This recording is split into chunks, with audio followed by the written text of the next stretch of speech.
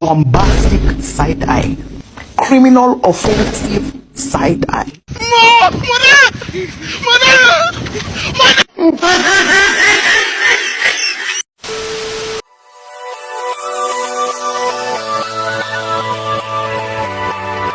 Bismillahirrahmanirrahim. Assalamualaikum warahmatullahi wabarakatuh. Everybody, good evening. Perkenalkan, saya Putri Mediana. Saya Sekarang Rizka. kelas 80.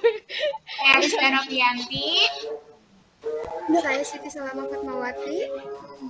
Saya Rizka Sidik. Kali ini Saya Anjani. Oh bukan yang lain si Rizky ya perasaan.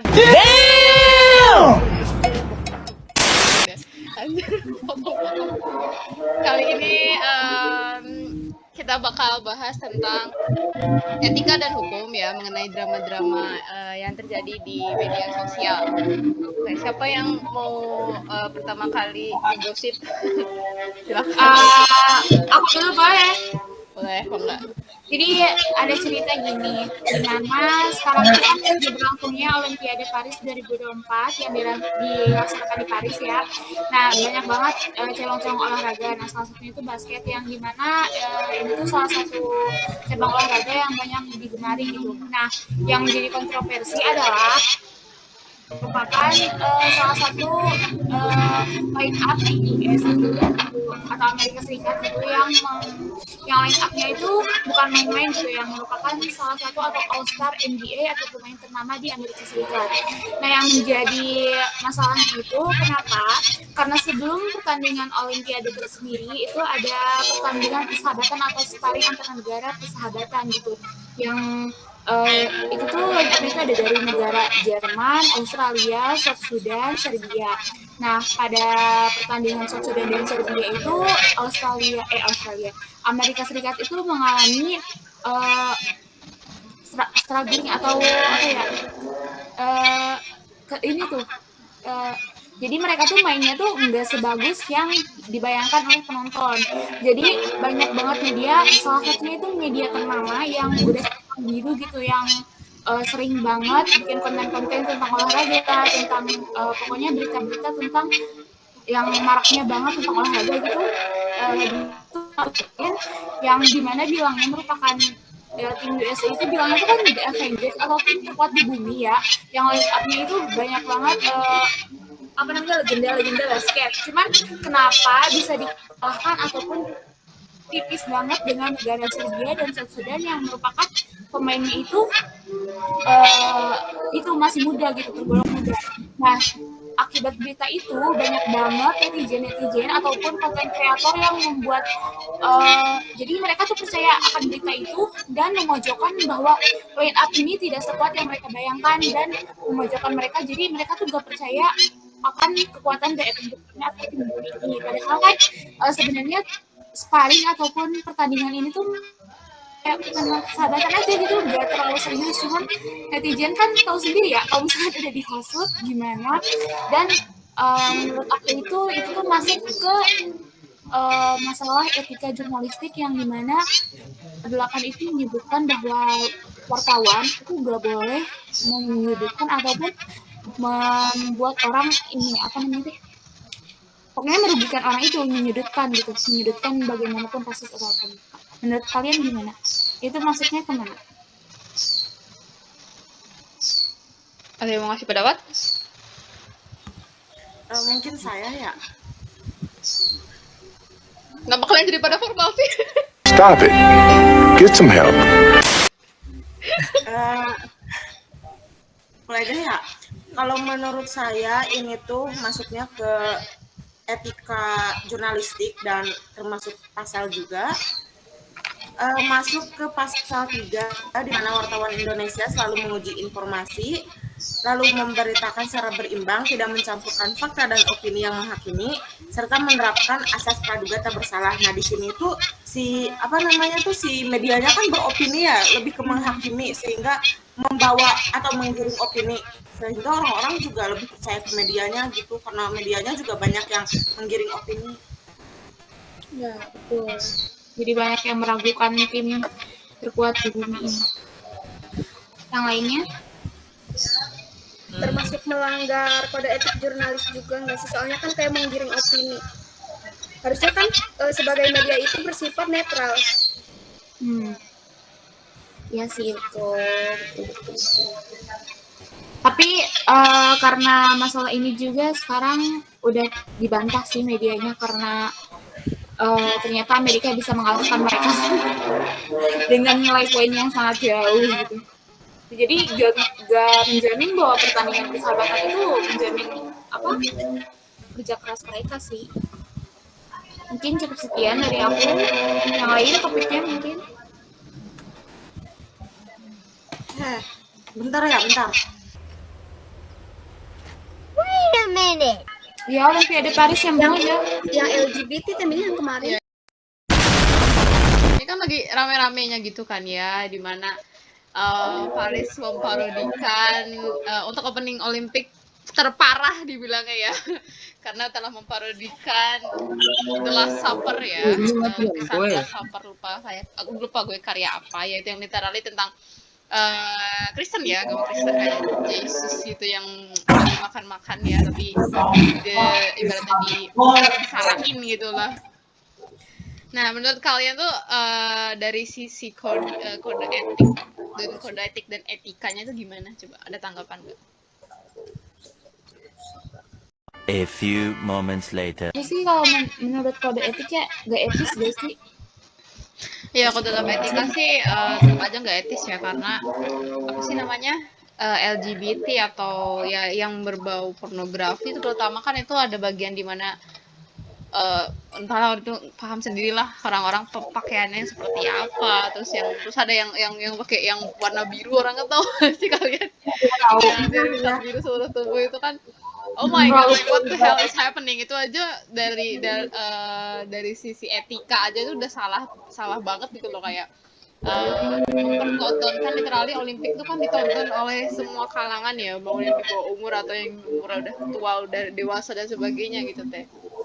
Ya itu kalau dari sisi etika memang melanggar sih.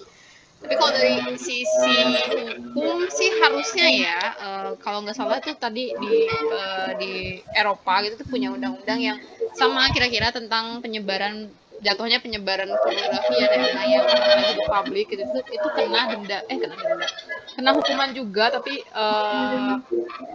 kurang lebihnya nggak tahu itu pasalnya karet, maksudnya pasalnya kuat enggak apa enggaknya, soalnya bagaimana bisa seperti sebesar Olimpik ini bisa lolos kayak menayangkan hal tersebut gitu loh. Dari kalian ada tanggapan? Kalau menurut aku sih itu tuh lebih ke penistaan agama gak sih bagi dan karena kalau di Indonesia sendiri itu tuh termasuk penistaan agama, dan pasalnya juga ada pasal 15(6)(a) Kitab Undang-Undang Hukum Pidana. Setiap orang dengan sengaja mengeluarkan perasaan atau perbuatan yang bersifat permusuhan, penyalahgunaan atau agama itu. Sedangkan di sana kan jelas banget ya kayak lebih ke mocking agama Kristen gitu. Kan ada juga yang penggunaan bajunya tuh nggak bagus, maksudnya nggak sopan gitu buat umat Kristen. Mungkin dari aku kayak gitu sih. Tapi cuma pada dasarnya nggak punya budaya yang colok kayak kita, yang dimana negara Indonesia sendiri kan kayak akan budaya ya. Mungkin itu salah satu trik mereka buat menarik perhatian masyarakat mungkin ya, untuk melihat bahwa tapi emang nggak etis, cuman ya gimana ya, Paris kan emang nggak memegang teguh tentang budaya kita, yang dimana negara Indonesia itu kan punya apa kode etisnya sendiri gitu, yang pakaian aja kan di Indonesia beda banget sama di Prancis gitu. Mengenai LGBT juga kan belum ada hukumnya tertulis gitu untuk di mereka. Jadi susah sih kalau dimasukin buat ke undang-undang buat mereka. Tapi kalau untuk kita sendiri, kalau di Indonesia itu udah banget menyalahgunakan etis, bukan menyalahgunakan, udah salah banget sih kalau dilihat dari etisnya. Tapi menurut kalian ya mungkin udah sana kan itu opini terbagi jadi dua gitu ya kan, antara ada yang mendukung dan ada yang apa sih namanya tidak mendukung gitu teh. Pro dan Itu kan kontra. dari sisi medianya gitu deh ya. Itu kan udah kayak frame rame-rame itu kayak mengatakan bahwa apa sih namanya? Ini pembukaan Olimpik terburuk yang pernah ada itu. Semua media tuh mengatakan hal tersebut gitu ya. Menurut kalian itu apakah masuk framing apa enggak? Atau nggak bisa dibilang framing karena ya memang semuanya setuju gitu. Menurut kalian gimana? Dari sisi media jurnalistik itu. Tapi emang kayak nyudutin negara Prancis sendiri gak sih? Cuman tapi kan emang mau dibilang juga emang kayak pembukaan dibandingkan dengan olimpiade di negara lain kan emang buruk banget. Oh, okay. Emang tanpa media pun kayaknya semua orang juga udah setuju gitu kan, pembukaan Olimpiade ini udah paling jelek di antara yang lain. Soalnya kan media nggak cuma selain nyebarin juga kan ada media sosial yang juga di mana itu tuh kayak lebih ke testi orang-orang gimana gitu. Jadi emang pada dasarnya Prancisnya sendiri sih yang udah budayanya aneh banget, itu udah jelek. Apa ya? Kalau menurut Pasok, Rizky mau Kalau menurut apa ya? Udah dikasih kepercayaan sama orang lain, terus kayak nggak apa namanya? Kayak nggak ditanggapin bagus, terus kayak kurang persiapan gitu. kalau menurut aku mah Pasok belum. Sorry. Ya nggak apa-apa.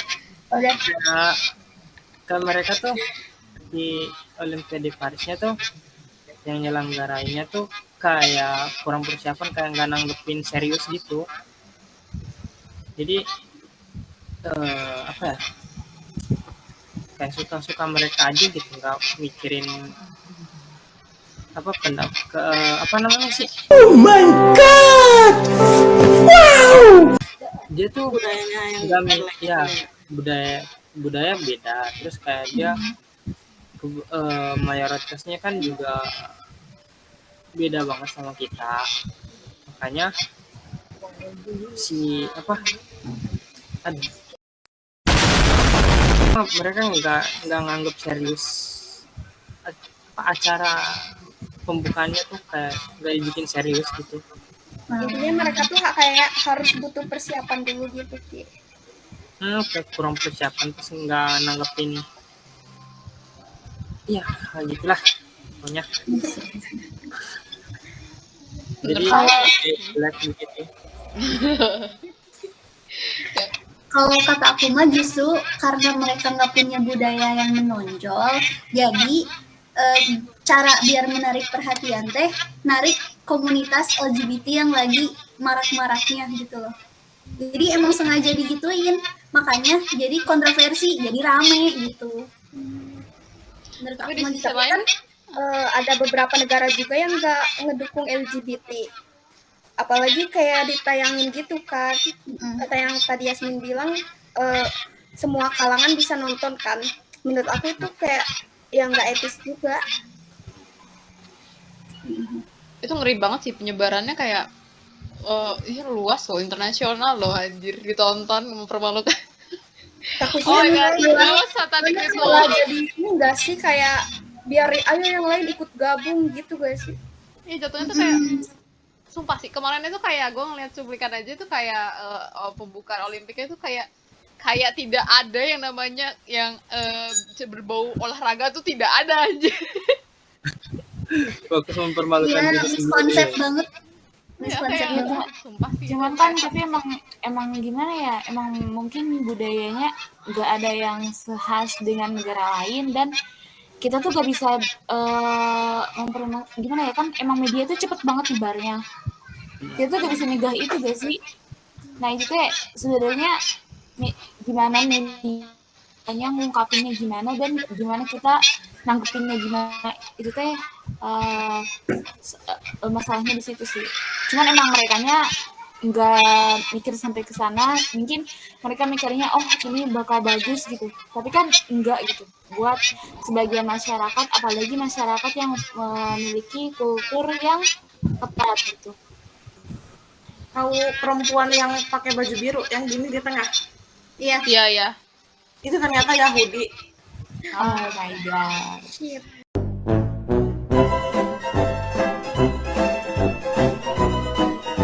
Ngomong mengenai Olimpiade 2024 di Paris ini, ada juga kasus yang terbaru mengenai Imane Khelif, di mana dia tuh sosok petinju wanita yang emang kebetulan kelihatannya tomboy.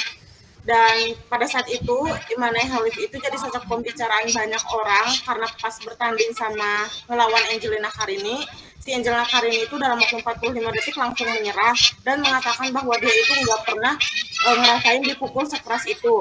Lalu pada saat itu media langsung menuding bahwa Imane Khelif itu seorang laki-laki tanpa melihat bukti dulu. Dan setelah sedikit diulik bahwa Imane Khelif itu benar memiliki kromosom yang tidak berlebih, kromosom laki-laki yaitu XY berlebih pada tubuhnya, tapi bukan berarti dia itu seorang laki-laki. Kan belum jelas juga ya. Namun media udah membawa atau menggiring opini ini bahwa Imane Khelif itu seorang laki-laki. Maka dari itu hampir seluruh masyarakat di dunia ini menghujat Imane Khelif dan mengatakan bahwa Imane Khelif itu tidak cocok atau tidak layak untuk lawan sebagai perempuan. Namun pada akhirnya dibuktikan bahwa Imane Khelif itu benaran seorang wanita, dari mulai paspornya wanita, hidupnya juga seorang wanita. Menurut saya media itu menggiring opini itu mudah banget untuk untuk membawa situasi jadi lebih keruh sih kata saya mah. Dan ini tuh menunjukkan bahwa media itu selalu membuat opininya sendiri tanpa melihat bukti yang ada. Pendapat gitu kalau misalkan si Imane Khelif ya, kalau misalkan si wanita itu, kalau misalkan di Indonesia itu bisa yang membuat berita itu bisa kena pasal 9 etika jurnalistik, yang dimana wartawan itu nggak boleh menyebarluaskan hak privasi narasumbernya ataupun kehidupan pribadinya untuk kepentingan, kecuali untuk kepentingan publik. Cuman kan dia itu memberikan hak privasi si wanita itu kayak nyebarin foto inilah, foto itu kan itu kehidupan pribadi si wanita itu. Sebenarnya wanita itu tuh bisa nuntut, kalau di Indonesia itu sebenarnya wanita itu bisa nuntut jurnalisnya yang bikin berita itu karena udah melanggar kode etik itu. Cuman kan kembali lagi ke negaranya gimana ataupun ke si wanitanya gimana. Dan emang sebenarnya wartawan tuh susah ya kalau untuk dicegah tuh. Kelihatan sih media tuh kayak padahal ya kalau misalkan dia dari sisi ramenya Perancis perihal LGBT, tapi pas giliran urusan Imane Khelif ya gitu ya, malah justru kayak dipojokin gitu loh, like what the fuck is wrong. Oh my god, Standar ganda ya sih? Standar ganda. Ya standar ganda jadinya gitu. Ya, standar ganda. Negara muslim nggak sih?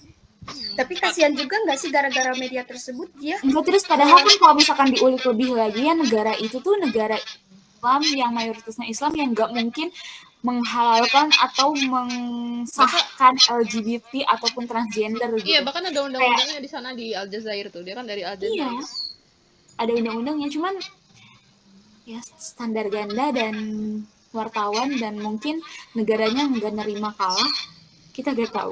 Yeah, who knows. Ada yang lain?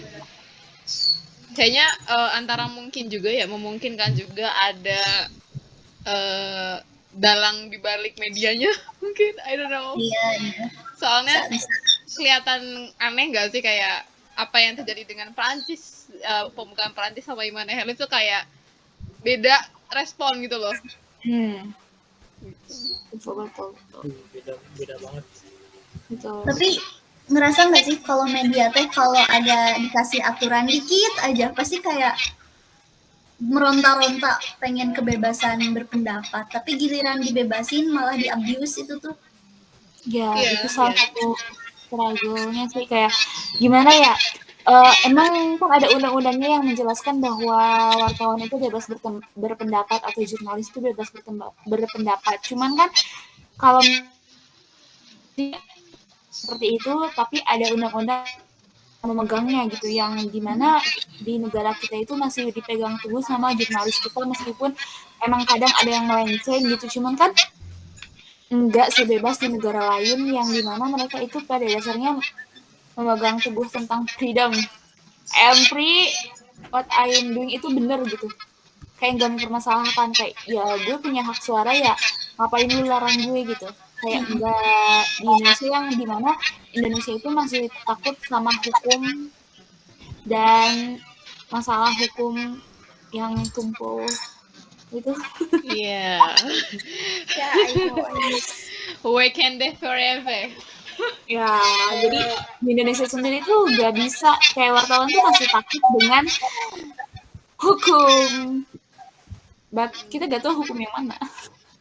Nah, ngomong-ngomong tentang kebebasan, kan kebebasan itu harusnya bersifat semua hal gitu ya. Enggak hanya kayak kebebasan berekspresi saja, kebebasan berpakaian juga. Tapi pas Olimpiade Paris ini, kan itu dilarang. Padahal kan itu seperti Paris itu menggaungkan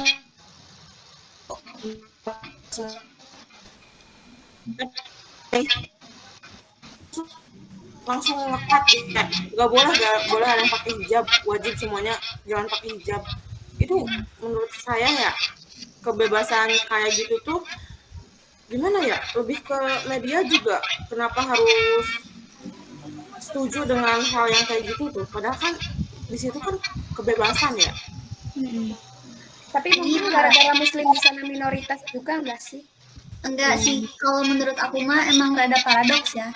Jadi kan orang-orang di luar mah nganggapnya hijab itu merepresentasikan ketidakbebasan. Makanya tidak dibolehin berhijab, soalnya ini tuh bebas loh, temanya bebas loh gitu. Iya, jadi memang sih Islam itu diskeptiskannya itu agama yang tidak membiarkan kebebasan gitu teh. Jadi nganggapnya Islam gitu. Tapi ada kemungkinan juga ya ini ada hubungannya sama perang zaman dahulu sih. Kan dulu Perancis masih ikut Liga Suci tuh. Itu literally kan perang ada hubungannya sama yang agama itu kayak Katolik, Kristen gitu. Jadi itu dulu kuat banget itu, apalagi kayak keuskupan itu kuat. Jadi menurut gue ya kayaknya memang dari situ juga gitu jadinya ya muslim itu tidak dipandang kayak apa sih lo kayak nggak diajak kayak gitu. Kayak gitu. Oh my god. Terus emang kalau di negara-negara Eropa ya, apalagi Prancis, Italia gitu, emang muslim tuh di apa namanya teh, dicap sebagai teroris gitu. Padahal kan yang melakukan itu sebenarnya bukan muslim, melainkan oknum yang mengatasnamakan muslim ya. Cuman karena kejadian gitu, jadi muslim tuh kena dampaknya semua gitu, kayak ada yang beberapa orang gitu yang merasakan didiskriminasi sampai segitunya gitu di negara Eropa. Cuman kan ya emang mau gimana ya, emang mungkin di sananya nggak ada ataupun hak ataupun apa gitu mengenai negara muslim, jadi gak tahu juga. Dan mengenai media juga kayaknya kalau masalah yang beragama gitu tentang Islam ataupun muslim itu nggak pernah diangkat se-booming ini gitu. Kayak jatuhnya tuh mereka kayak takut gitu atas kayak kebenaran atau gimana gitu ya menurutku. Mereka tuh kalau tentang Islam atau agama selain agamanya mereka kayak nggak boleh keluar atau menjelekkan lah. Itunya kayak pencemaran nama baik apa atau apa itu ya namanya. Itu kalau soal media tuh kayak ke Islam tuh udah lama tau, kayak memang ya kayak memang standar ganda itu banyak banget gitu ya. Kayak padahal ya kalau misalkan dikira-kira ya dulu yang masalah WTC yang gedung kembar yang ditabrak itu Itu kan nyalain muslim juga tuh. Iya, betul Nah, itu kan sekali. dia rame-rame juga nyalain muslim ya. Sedangkan ya kalau dibandingkan sama seberapa signifikannya, seberapa seringnya orang Amerika melakukan penembakan massal itu lebih banyak mana dibagi sama kejadian dibandingin sama kejadian hal kayak gitu teh. Itu jadi tuh Kalian kayak kayak nggak tahu tentang berita Palestina sama Israel? Itu standar ganda parah anjir. iya. Bahkan penembakan massal yang di Amerika aja kebanyakan nyalahinnya kulit hitam kan. Ya, pasti. Karena pelakunya ya kebanyakan juga kulit putih.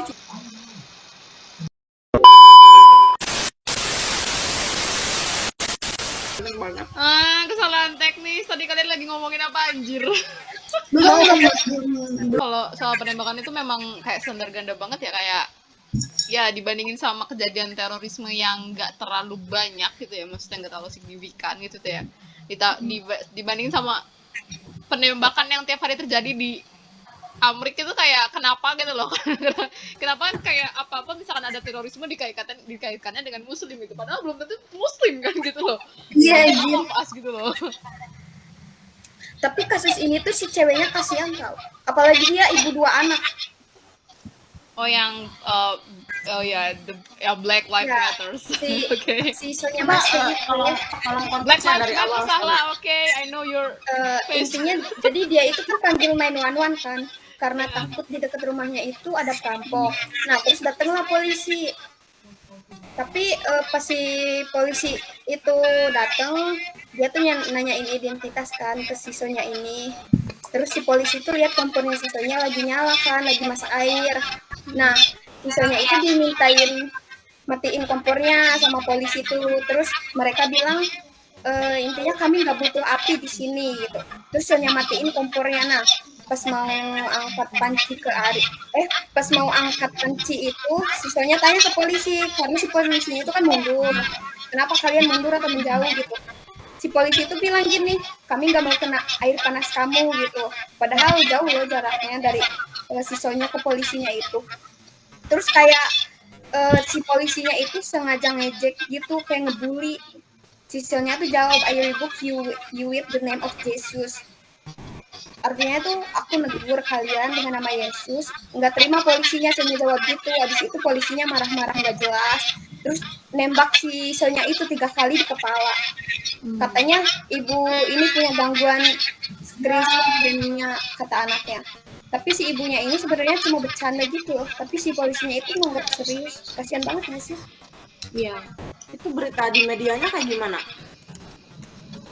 Berita di Lebih ke medianya framing itu polisinya kayaknya ya, soalnya kan Black Lives Matter rame banget tuh. bahkan si videonya itu ditayangin tanpa sensor loh. Menurut kalian gimana? Well, kalau misalkan hukum sana yang terkait dengan censorship mah kayaknya I don't know ya, mengikat apa enggaknya, sekuat kita gitu kan. Kalau di kita kan apa aja disensor ya rata-rata ya. Si Zuka pakai bikini aja disensor. Imagination. Dan kan Kalau untuk juga sensor mah tupai aja yang di SpongeBob disensor. Sandy, like ya, yang literally budaya, kalau urusan menyangkut dengan budaya ya, kalau kan budaya juga berhubungan dengan etika lagi gitu ya. Ya susah kalau dibandingin sama Indonesia gitu ya. Tapi kalau dikaitkan dengan agama ya tentu agama kita terutama ya nggak bisa gitu ya. Memang harus disensor gitu. Tapi kalau dari sisi pemberitaannya mungkin ya kayaknya nggak ada yang salah sih ya. Kalau soalnya kan memang yang dituduhnya itu si yang what should I say? Si orang yang berkulit hitamnya kan. Hukumnya langsung berjalan, nggak kayak di kita. Kah? Gimana? Tapi hukumnya tuh langsung berjalan, nggak kayak di negara kita. That's true. Tapi sama aja nggak sih kayak di luar tuh kayak Kayak emang udah biasa banget gak sih soal masalah penembakan kayak gitu? Jangankan polisi, kayak warga biasanya aja udah kayak legal gitu nggak sih, banyak yang pakai senjata tajam gitu. Soalnya emang di negara tertentu itu senjata tajam itu legal. lebih ke senjata api ya. Iya. Senjata api. Dan legalnya kalian tahu buat apa? Buat penjagaan katanya gitu. Buat penjagaan. Buat menjaga diri. Disalahgunakan nggak Padahal sih? kemungkinan besar ya, itu salah satu pemasukan dari negara yang terbesar. Makanya mereka menolak untuk membuat undang-undang mengilegalkan senjata api itu. Bisa jadi Probably betul. kayak gitu sih. Ya, teori konspirasi gue aja sih.